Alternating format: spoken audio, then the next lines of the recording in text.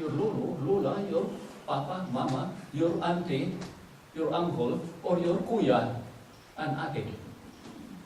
You get it? Yeah, that's what it means. Okay? And then, lastly, making the husband and wife, this also means, living means, making the husband and wife relationship your priority human relationship. What's important is your relationship. That's top priority. For example, invitation. I believe tayo mga Filipino, we have a different culture, special culture. Nothing wrong with our culture. There are something, there are some parts, some things in our culture that need to be changed biblically. But by and large, maganda ang culture natin. Now, walang perfect na culture because we are all human and sinful human beings, society and all of that. But what's top priority is your marriage relationship. So every now and then, there are invitations outside. Come over. Oh, let's go. Mag-camping tayo. For example, let's have a camping. And it's our tradition, family. Di ba? Always family.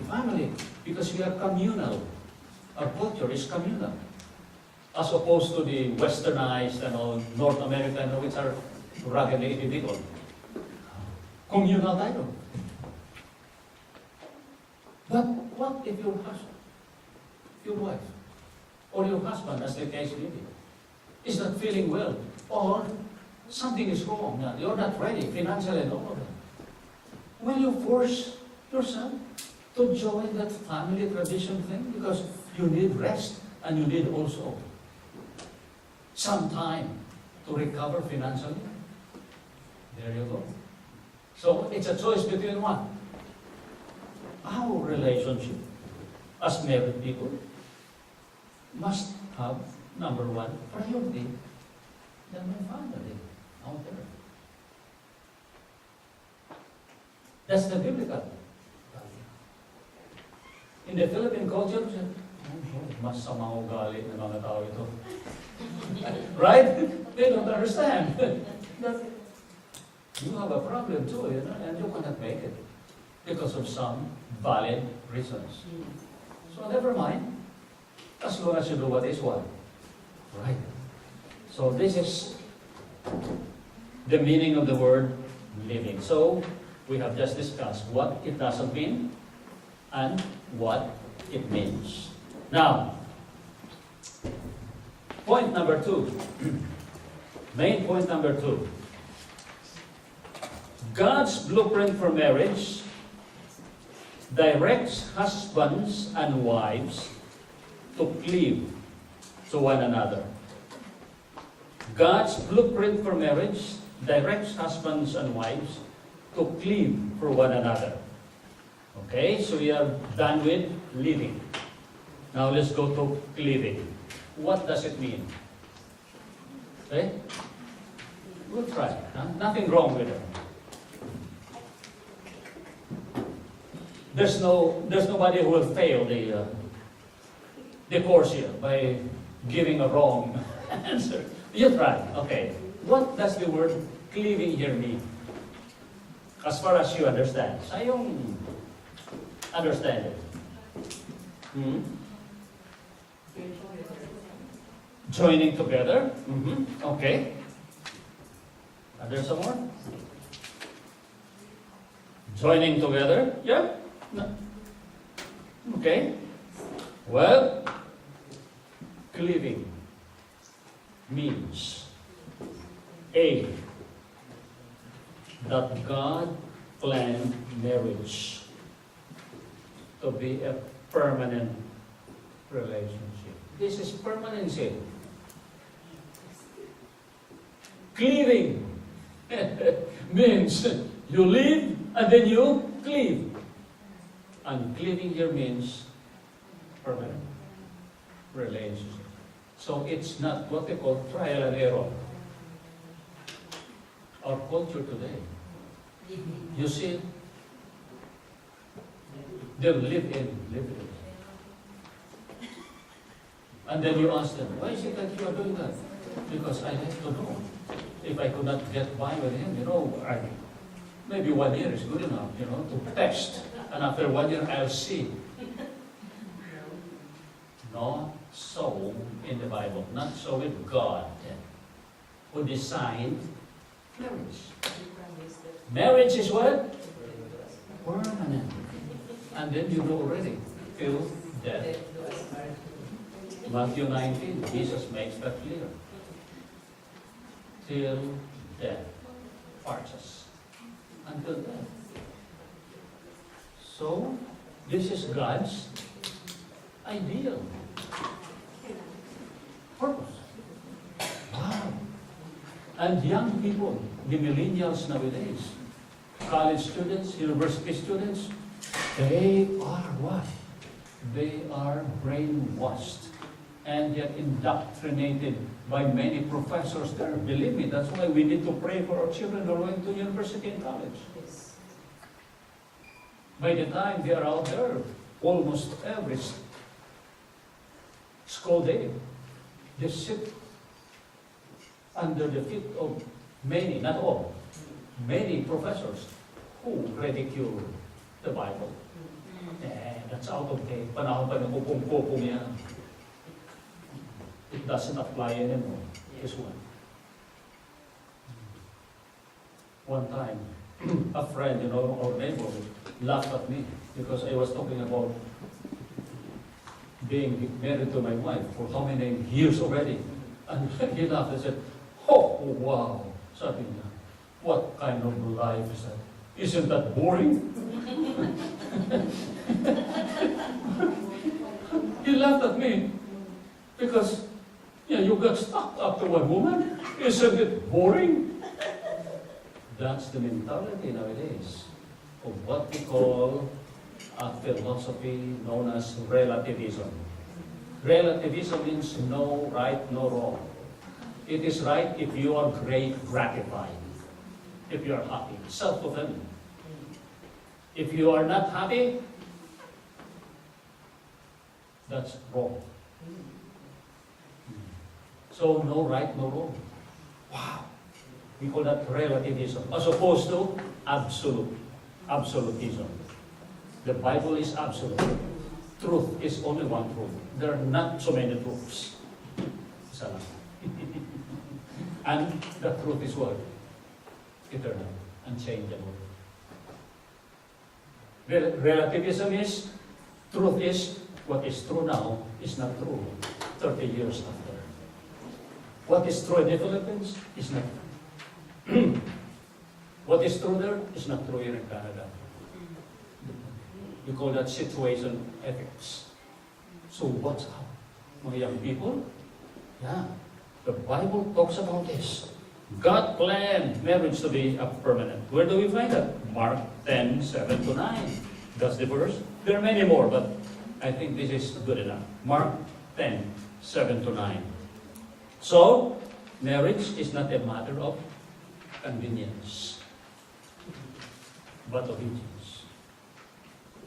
I had my friends before in high school, and one of them was a dropout, and he married a teacher. School teacher, dropout, but married a teacher. I said, "Wow, you are buenas." We call it buenas ka. Buenas, fortunate. To unbelievers, buenas, buenas, fortunate. You married, why did you marry her? He said, so that I'll not work anymore. She's a professional. For convenience. For convenience. Married people, for convenience. No.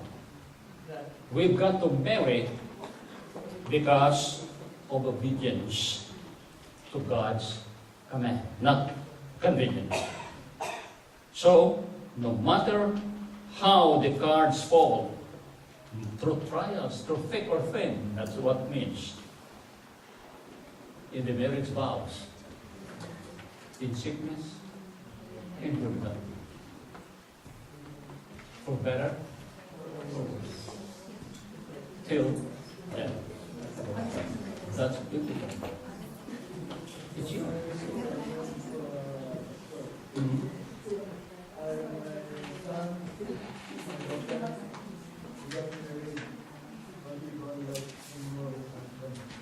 Mhm.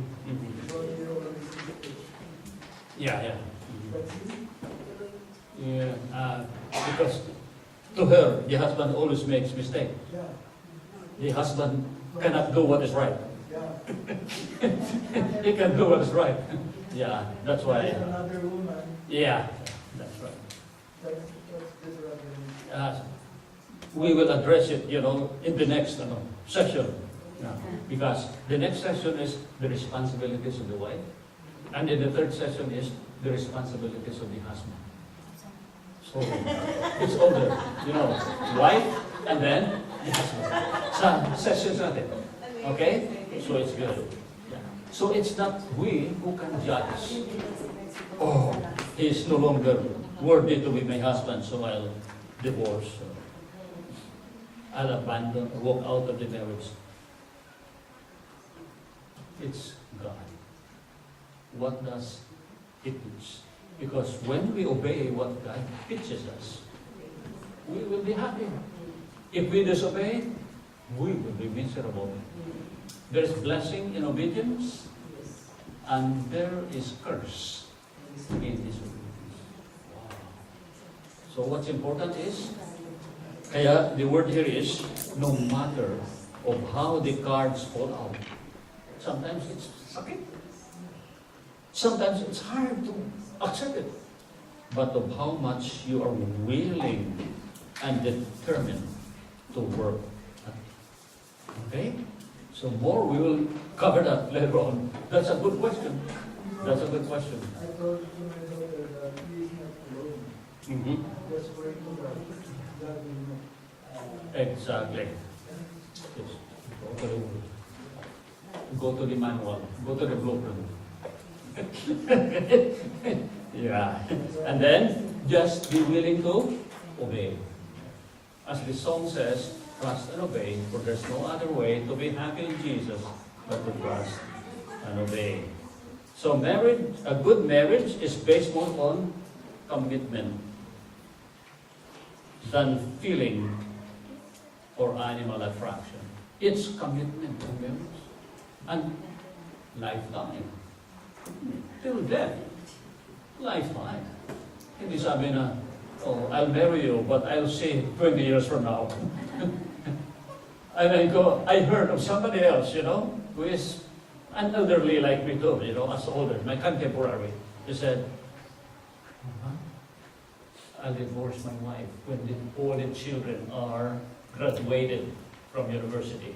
Pinapaaral ko lang yung mga bata. And then, ay tinitiis ko lang ngayon. Pag nag-graduate na lahat ng mga anak ko, bye-bye. Walang commitment yun. And there is what we call, it's conditional. To death. Wow. Okay? So number 3. So we are done with the living. Cleaving. The word cleaving is what? Commitment for life. Till death do us part. Now, number 3. Number 3 here, main point, is what? God's blueprint for marriage involves one flesh. And one flesh, at the outset, I already made it clear, it means what? Intimacy. At its elementary level, this refers to sexual relations or physical union. One flesh. Okay? We read that in 1 Corinthians 6:16. That's the biblical basis. Hebrews 13:4. It's all there. You cannot read all of these verses, okay? Yeah, but read it for yourself. So that's why you take note. So, becoming one flesh involves more than the marriage act. It involves more than what we call physical, sexual relationship. Number 1, under that, B. Becoming one flesh involves more than the marriage act. Point one, under B. It is a total, oh, I like this. One flesh is a total giving of yourself to another person. Total giving of yourself to another person. So at the vows, sa marriage vows, I give myself to you. Vice versa, I give myself to you. So it's for the other, giving one, themselves, for each other. It's a total giving of yourself to another. It is more complete oneness if you give yourself totally to each other. So, number 2, under B, definition of marriage. I'd like you to take this. If you can write it, so that you will go over it again and memorize it and learn it by heart. Total, it says here, an excellent definition of marriage. Okay? Colon. An excellent definition of marriage. I'll quote, make it a quotation because I got this from Bill Gothard. Marriage is a total commitment. Marriage is a total commitment and a total sharing. It's a total commitment and a total sharing of the total person with another person until death. I'll read it again. Marriage is a total commitment and a total sharing of the total person with another person. Iyong spouse, iyong husband or wife, until death. End of quote. So it's a total commitment and a total sharing of the total person with another person until death. Don't say, I give 95%. Sabi mo, mag 50-50 na lang tayo. You give 50% of yourself to me, I give 50%. Of course. No reason why 50-50 lang. When trials come and problems, they easily what? Break. But if you give 100%, 100%, strong. When trials come, temptations come, you withstand the test. So total oneness is synonymous to the word intimacy. One flesh. One flesh. Now, question. How come that one flesh or intimacy is hard to achieve? That's the reality. This is not, easy. This is hard to achieve. This is a challenge for every one of us, including myself and my wife. Intimacy. Why is it that it is hard to achieve? This is what God wants, but it's hard to achieve. It's not easy. Why?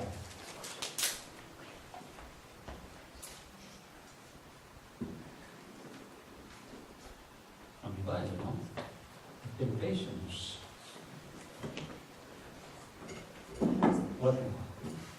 What is the basic, the root, the root reason, the main reason why it's hard to achieve yung total oneness or one flesh, intimacy? Why?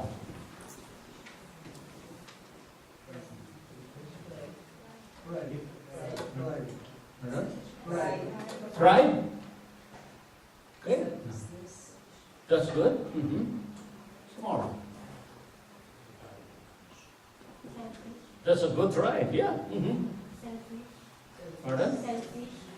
Selfishness? Selfishness? Oh, yeah, of course. Selfishness? All of that. Oh, so pride and selfishness. Those are what we call sin. Pride is the mother of all sins. Sorry. Pride is the mother of all sins. Selfishness, wow. It's innate, inherent in us. Yeah. They want very good. Third, want good. The husband also want good. Yeah. They could not be agreeable, agreed on it. Okay. So my Sometimes did. if you're a good job, the husband don't work. So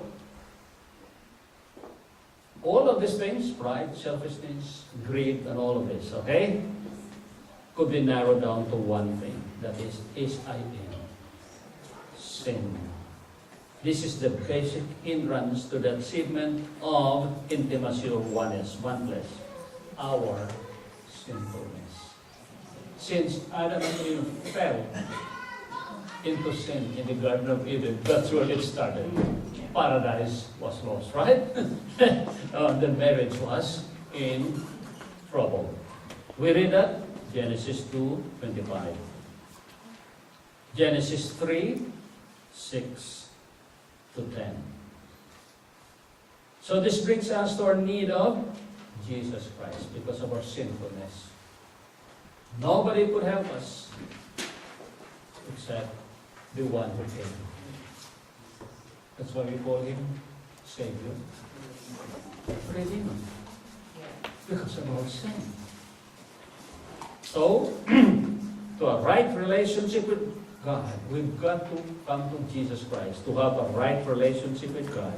Romans 3:10-23. And then, to a right relationship with each other. Once we are one, related rightly with God, it's easy to be related rightly with one another. Because of sin, we are confused. We are even hating ourselves. I tell you. And we hate not only ourselves, but we easily hate others, even our spouses. So, the problem starts in us, here in our hearts. And mind you, Jeremiah 17, verse 9 says, the heart is deceitful above all things. Here we are. Who can cure it? We know who can remedy it. The greatest physician, the Lord Jesus Christ. That's exactly what He came for. To die for our sins. So once we are in Christ, that's a big, what you call, a big significant change that will make your marriage work with Christ. That's why I always tell in my marriage, premarital marriage counseling, because before I solemnize marriages, I have time with these married couples. Number one question is, are you personally related to Jesus? Have you accepted Jesus as your Savior? Kasi without that, unang foundation, a strong foundation is to be the rock of the Word of God and doing it. So it all goes back to our Christian or personal relationship with the Lord Jesus Christ. Okay, we still have 5 minutes. Some questions. Lord willing, next time we talk about the responsibilities of the wife. But husbands, be prepared too. Fasten your seatbelts because on the third session, the responsibilities of the husbands. God is fair, God is fair. We'll talk about it. Okay? So you have some questions? What are the three pillars? Three important pillars. The principle of, the pillar of leading, cleaving, oneness. And God wants you in your marriage, in my marriage, that you will be what? Happy, fulfilled, because of one flesh, intimacy.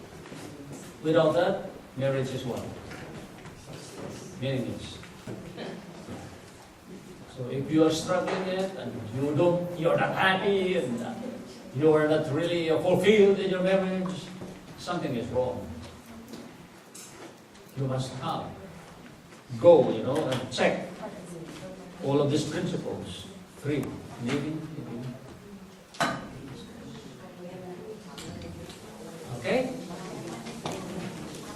So we're happy. May mga questions ba? Wala. Okay. So, you have some questions? Okay. So I give it to